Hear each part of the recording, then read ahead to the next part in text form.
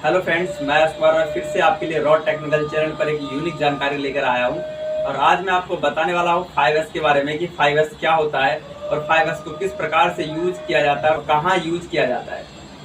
तो आपको पूरा मैं बताने वाला हूं, तो वीडियो को बिल्कुल भी स्किप ना करें और वीडियो को पूरा देखें। तो चलिए बताते हैं आपको सबसे पहले कि 5S किसे कहते हैं। 5S एक जापानीज कार्य प्रणाली है जिसमें कि मैनेजमेंट और कर्मचारियों के द्वारा वर्क प्लेस पर सही तरीके से काम, मशीन को सही जगह पर रख रखाव और अनुशासन को बनाए रखना ही 5S कहलाता है। 5S का ये शॉर्ट्स डिफिनेशन है जो आपको मैं अभी बता रहा हूँ, लेकिन अभी आपको 5S के वो 5 लॉजिकल एस के बारे में बताऊंगा जिससे कि आपको पता चलेगा कि 5S का ये जो पांचों लॉजिकल एस है एक दूसरे से कैसे जुड़ा हुआ है और काम करने के तरीके को कैसे स्मार्ट बनाता है। तो जैसे कि मैंने आपको बताया कि 5S एक जापानीज कार्य प्रणाली है। तो ऐसा ऑटोमेटिक चीज है कि जो चीज जहां से जिसका नाम रखा जाता है कुछ ना कुछ मतलब होता है उसका। वहां जापान की एक टोयोटा मैन्युफैक्चरिंग कंपनी ने 1980 में सर्वप्रथम इसका प्रयोग किया था। देखा कि प्रोडक्ट की क्वालिटी में बढ़ोतरी हुई थी, प्रोडक्ट की प्रोडक्शन में बढ़ोतरी हुई, टाइम की बचत हुई, स्क्रैप्स मटेरियल कम हुए, मतलब बहुत से रीजन से तो 5S को फॉलो करने से उनको फायदे हुए। तो इसे उस टाइम नाम जो दिया गया था वो था टोयोटा प्रोडक्शन सिस्टम, क्योंकि 5S पहले नहीं था, क्योंकि सर्वप्रथम टोयोटा ने स्टार्ट किया तो उनके नाम से इसका नाम पड़ गया टोयोटा प्रोडक्शन सिस्टम। जब इसे इंडस्ट्रियल लाइन में 1990 में लाया गया तो ये 5S के नाम से फेमस हुई, तो ये लगभग कंपनियों में लागू हो गया और इसको फॉलो करने लगे। लेकिन अगर आपको इसके बारे में नहीं पता था तो मैं आपको बताता हूँ 5S के वो 5 लॉजिकल एस है क्या हैं जो प्रोडक्शन में और क्वालिटी में और टाइम की बचत, अनुशासन, बहुत सी रीजन्स को फॉलो करता है। आपको फुल टू फुल एक्सप्लेन करके बताने वाला हूँ 5S के 5 लॉजिकल एस। तो आप सबसे पहले इस पांचों लॉजिकल एस को नोट कर लीजिए, क्योंकि आपको ये 5 लॉजिकल वर्ड्स याद होंगे तभी आप इसको समझ पाओगे। जैसे कि ये जापानीज कार्य प्रणाली है तो इसका नाम जापानीज में भी होगा, इसीलिए आप इस तीनों नाम को इंग्लिश, हिंदी और जापानी तीनों को नोट कर ले ताकि आपको ध्यान में रहे। तो सबसे पहले है सीरी, इंग्लिश में इसको कहते हैं सॉर्टिंग और हिंदी में छांटना। तो आपको इंडस्ट्रियल लाइन में या फिर अपने पर्सनल लाइफ में अगर 5S रूल को फॉलो करना हो तो आप किस प्रकार से इसको फॉलो करोगे।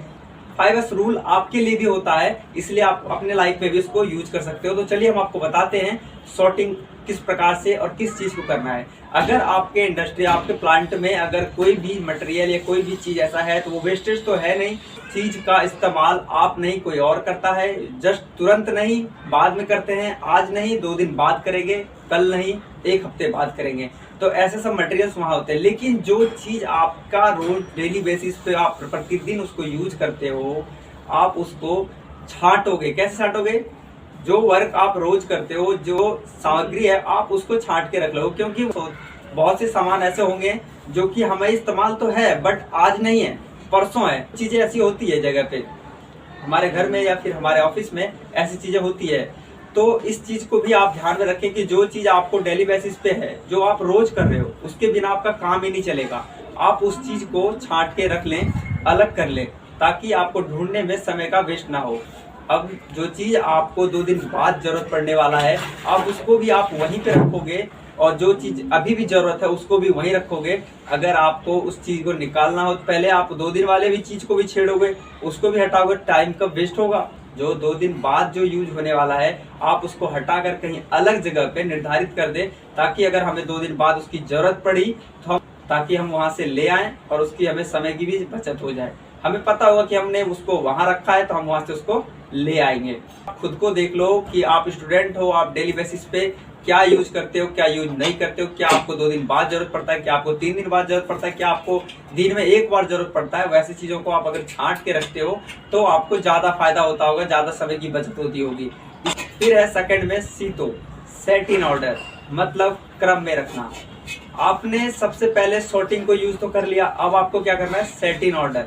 क्योंकि जो आप चीज छांट ली हो फिर से आप उसको फैला के रख दोगे तो क्या फायदा होगा सॉर्टिंग करने का। इसीलिए आपने जो सॉर्टिंग किया था अब आप उसको करोगे सेट इन ऑर्डर।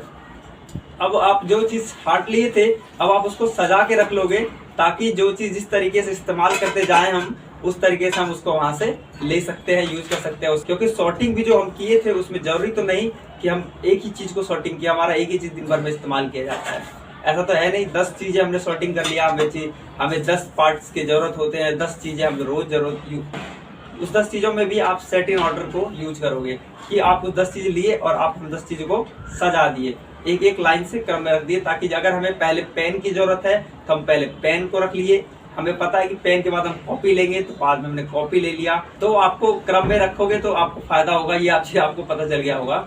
चलिए फिर मैं आपको बताता हूँ तीसरा चीज क्या है। फिर है सीसो, मतलब साइन, मतलब साफ सफाई।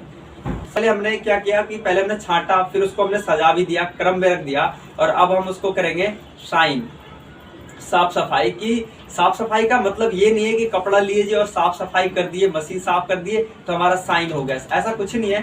साइन का मतलब होता है कि जो आप चीज को फॉलो कर रहे हो उस चीज को उसी तरीके से किया गया है या नहीं किया गया है, इसको भी हमें देखना इंपॉर्टेंट होता है कि हमने जो सॉर्टिंग किया था वो सारी चीज है कि कुछ और भी एक्स्ट्रा उसमें इन्वॉल्व हो गए। उसके बाद आपने जो किया था सेट इन ऑर्डर, वो क्रम में रखा हुआ है या नहीं रखा हुआ है, उसको किसी ने छेड़ तो दिया, अगर छेड़ा है तो आप उस चीज को फिर से देख के फिर से सही करोगे। फिर उसके बाद साफ सफाई तो होता है, क्योंकि जिस जगह पे आप अपना काम कर रहे हो उस जगह को आप गंदा करके रखोगे तो कैसा लगेगा, इसीलिए आप उसका साइन करके साफ सफाई करके रखोगे तो ज्यादा अच्छा लगेगा। फिर है शिकेत्सु, स्टैंडाइज, मतलब मानकीकरण। अब हमें मानकीकरण करना है कि जो चीज हमने सॉर्टिंग किया, फिर सेट इन ऑर्डर किया, फिर सफाई किया, इतनी मेहनत किया, उसके बाद अब उस चीज के लिए मानकीकरण भी करना बहुत जरूरी है कि अब हमें इस चीज को इसी तरीके से फॉलो करना है। इस चीज को हम मॉनिटरिंग भी कर देंगे कि इस चीज को अगर हम कर रहे हैं इस तरीके से तो आप भी इसी चीज को इसी तरीके से करें तो ज्यादा बेटर होगा। क्योंकि अगर उस रूल को फिर से तोड़ा जाएगा तो फिर आपको दोबारा उतना मेहनत करना पड़ेगा।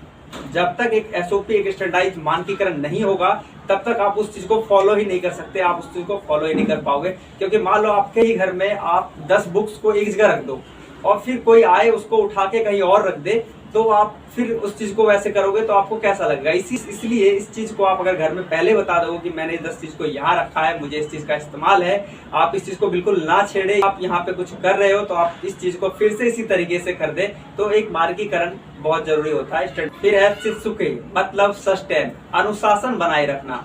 अब आप अनुशासन को बनाए रखोगे क्योंकि अनुशासित होना बहुत इंपॉर्टेंट होता है। अनुशासित ही नहीं रहोगे तो ये 4 लॉजिकल एस आपने यूज किया है, sort, set in order, shine, standardise, तो इस चीज को भी आप फॉलो नहीं कर पाओगे। इसलिए अनुशासित होना बहुत इंपॉर्टेंट है और इसी चीज को फॉलो करने के लिए आप अनुशासित रहोगे तो बहुत बेटर होगा।